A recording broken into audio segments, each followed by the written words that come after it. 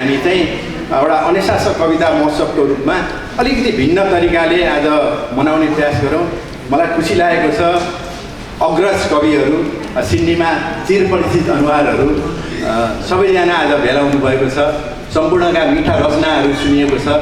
यहाँहरू सम्पूर्णलाई एउटा साहित्यिक जमघटमा साहित्यको माहौललाई चाहिँ गरम गर्नुभएकोमा एकदम माहौल बनाइदिनु भएकोमा यहाँहरूप्रति कृतज्ञ धन्यवाद ज्ञापन गर्न चाहन्छु।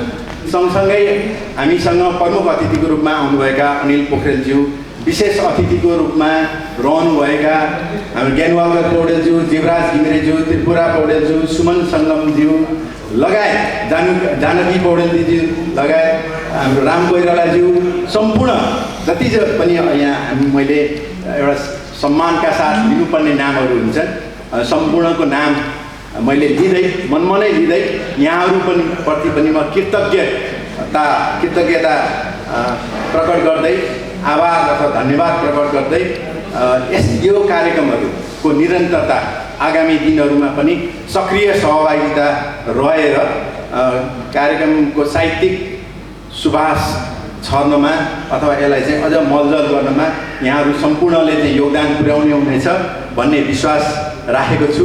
र आजको यो कार्यक्रमलाई प्रायोजन गरिदिनु भएकोमा RFM facility, honest accounting and taxation service, पक्कै पनि ट्याक्सेसनको टाइम भएको छ, चतुर्भुजजीलाई चाहिँ सम्पर्क गर्नुहोला, लगायत हाम्रो एक्स्ट्रा टेक आइटी र